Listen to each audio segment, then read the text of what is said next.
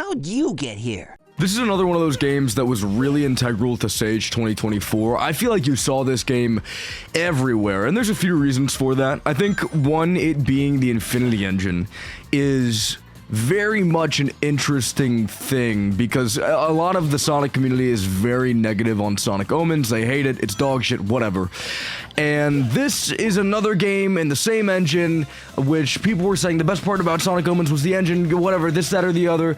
So, new game. Let's see how they utilize the engine. Let's see how it goes. Community kind of has had his eyes on this for a minute now, like a hot minute. So that's one part of it. A second part of it, this is going for a very different aesthetic, as well as a very different gameplay style than a lot of other Sonic games. And I think there's a lot of really good crumbs that could lead to success here. But, oh my god, do they do a lot wrong in this early demo. Now keep in mind, it's an early demo. It's like 0.17 something, I don't know. Some random fucking set of numbers. It's early. So we are very much in a stage where they're just kind of trying to figure it out, find that gameplay loop. And I think what they have so far is an interesting concept. But it just needs a lot of refinement, like a lot of refinement. So I guess talking about what works before we get into what really doesn't. There are two characters, there's Sonic and Shadow. I think Sonic is the most interesting out of the two of them because he interacts with the level design and the kind of concept that they're going with much better than Shadow. That concept being the verticality of level design and really focusing on boosting through the air and getting through things as much as you can by just skipping over islands and skipping over homing attack points, and it's very much focused on this kind of type of vertical movement where you want to try to get as much height as you can to skip over as much level design as you can. Kind of Mortar Canyon-esque a little bit. Very cool stuff. Very cool idea. But Sonic is the only person with a bounce. Shadow doesn't have it. He has a what the fuck does he even have? Chaos abilities, stuff like that. We're gonna play him later. I didn't really get a whole lot of mileage out of him. I didn't feel a whole lot of interest in actually exploring his character, especially when you can play. You can just choose a character and stick with it. You don't have to play Shadow at any point. You can just be like, yeah, I'm sticking with Sonic, and then rock with Sonic, and that's it. So very much an optional feature to be able to play as Shadow. But he does have some chaos abilities. He can do like. He can slow down time, which I think is honestly really well done in this game specifically, because it doesn't actually slow down the gameplay, it just slows down everything surrounding Shadow, which keeps the game actually kind of moving pretty fast. But Sonic's way cooler. TLDR, Sonic fucking rocks. Shadow can go out to the back of the shed and we'll take care of him later. But no, he has a bounce. That's a big thing. But Sonic also has a kind of double jump-esque move. It's more like a high jump. If you stomp on the ground, or no, you press the bounce button while you're stationary on the ground. That's right, it's been a minute since I actually recorded this footage, so whoopsies, sorry. If you press the bounce button while you're on the ground, he does this high jump, which is interesting in and of itself, and I think works relatively well with the vertical level design. I haven't found specifically instances in this demo where I really felt necessary to, like, it felt like it was necessary to use it. I never really used it at all. The only thing that I really got a whole lot of mileage out of that wasn't part of Sonic's baseline moveset was this little air dash thing. So it was kind of like, you had access to the double jump, but you also had access to a gimped version of whatever the fucking thing people were arguing about. It was in Generations, the homing attack boost thingy in the air, where you'd press the homing attack or jump button again, whatever, and Sonic would kind of do a little dash in the air and get a little bit of horizontal movement that way. He has that. Kind of. If you press any of the trigger buttons that are used for dodging, he will do a little dash forward, and that can honestly be a saving grace. It makes the air movement so much more interesting, and I think it works really well to just make this experience feel very fun to navigate when you're floating in the air. Now, that's, I think, a lot of the good stuff out of the way. That is pretty much everything. A few things here and there that are more engine side. I don't like the Infinity Engine's visuals necessarily. I think the lighting is just It's abysmal. It looks like the fucking hire this man Unity Engine fan games. Like, it doesn't look. it looks bad. Not a fault of the person making this game, but the Infinity Engine that's a fucking problem with that in and of itself. And I think that's about it. it's a big thing for me, okay? Seeing this shit, I saw I mean like 2 games in Sage 2024 where I was like, oh my god, those are both Infinity Engine games. How can I tell? They look like they look like ass, bro. Like, visually they look like ass. I know it's Infinity Engine. And ding ding ding, guess who was right? It was me. I was right. But yeah, generally I think the visuals they could be really cool, and I think there are situations like this where, like, yeah, the visuals are kind of fucking. I think the aesthetic and the lighting works relatively well for this, but it's still it's a little off, and you know, it's nothing they can fix. So enough time is spent on that. I've bitched enough about the Infinity Engine. When you kind of are building off of an engine, right? This is my personal takeaway of it. When you're building off of an engine, when you release a demo, there are really 2 big factors that you kind of want to nail down, right? Both of them are pretty important. One, the way that the character plays and the additional moves that are added on top of the existing engine. So everything I've already talked about, it fits into that category. I've already talked about how I like it. That's one factor of it. That's one part of it. I think the second part that becomes equally, if not more important than moveset, it's the level design. Because if you're running around in a the best analogy I can think of, if you're running around in a fucking like little sand pit made for kids, right, and there's just shards of glass everywhere, it's not gonna be that fun to play around in, bro. What I mean by that, let me explain. If you run around in a stage that does not fit the moveset, that does not fit the feel or general game flow of Sonic that you're going for, if you're met with a lot of poor level design that does not fit that kind of ideology that's backing the rest of the game, it's not going to be a fun game. And that's really unfortunate, because I think there's a lot, and I mean a lot, of potential with this. And I think the idea of creating vertical level design, there are some instances where it works really well. Generally, I'm a little apprehensive about that, because I am not a massive fan of Sonic games that have tried to do that in the past. Good example, Sonic CD. It's a little more vertical than a lot of the other Sonic games, more based on exploration, whatever. Not a fan of that. Not a fan of that take. And I was honestly expecting this to be kind of in a similar vein, but they break out of that mold very well. And a lot of the level design that they're going for actually works really, really fucking well. And flying through the sky feels great. Sorry, I said a lot of level design. Some of the level design works really well. I need to clarify that. I need to clarify that based on what I'm about to say. I think, you know, there are bits of the level design that work really well with it. Really well with that vertical movement, flying through the air, just utilizing the movesets that you have, and just rocking it. Good example, the very, very opening of Act 1 of this stage. Super cool.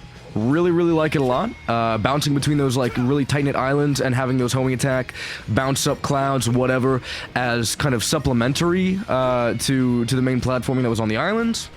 I think it's really cool. It's still very much in a beta, alpha-ass state, where it's not perfect, but I can see the flow, I can see the vision. It's the TLDR. I see the flow coming into it, and I like it a lot. There's also one more part in, the only level I haven't shown off characters on, TLDR, the worst stage in the game. It is one of the worst, maybe, Sonic stages I've ever experienced. I'm gonna be flat out honest with you, that shit sucks. And I'll talk about that more when we get to it, but there are instances where the level design works really well.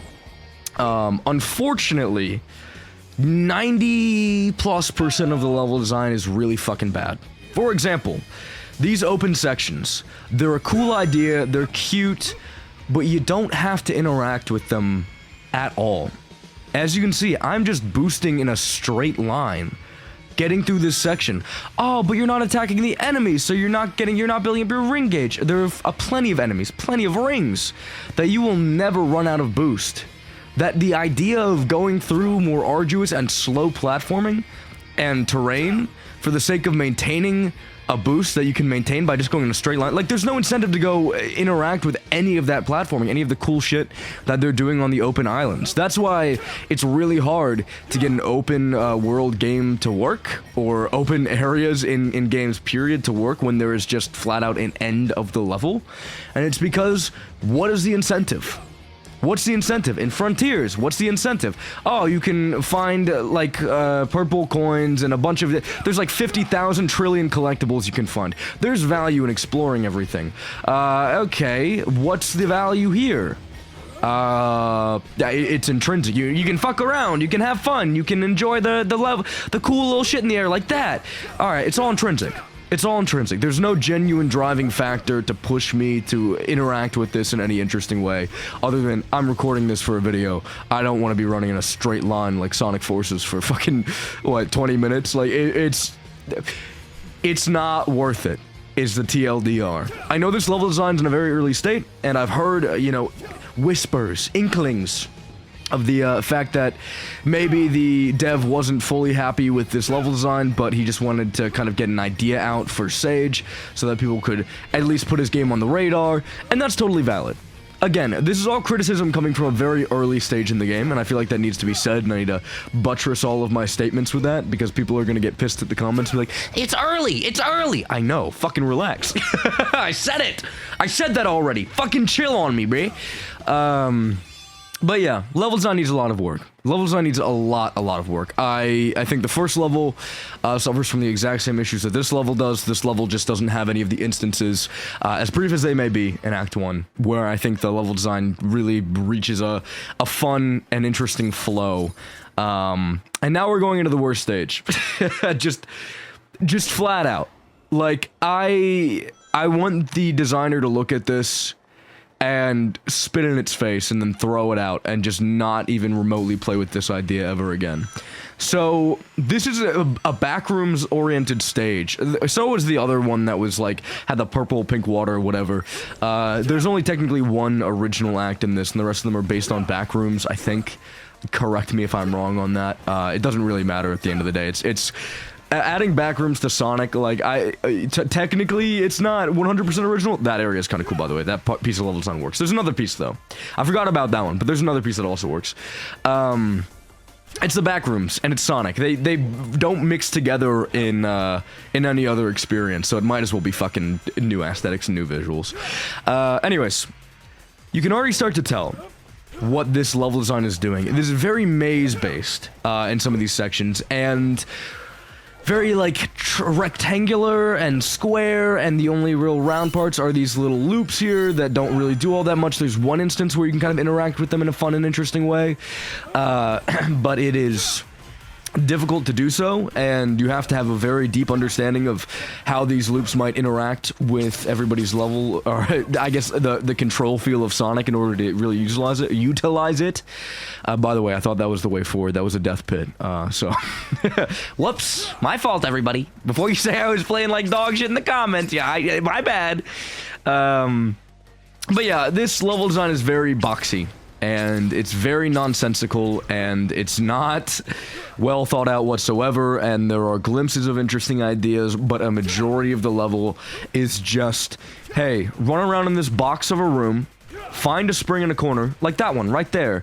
It'll shoot you upwards, and then you can go to the next section. This is quite literally the worst possible way to go about producing vertical Sonic level design that I have ever seen. By the way, this is the one section where you can technically skip over this water if you utilize that that pipe well enough. I didn't do that, so ruh-roh. Whatever. This is another one of these instances where you just run around the room, and you go and go up, and then there you go, you're at the next piece of level design. It's just not, it's not working at all. And I understand wanting to have something to show off the demo, some form of level design, I get that.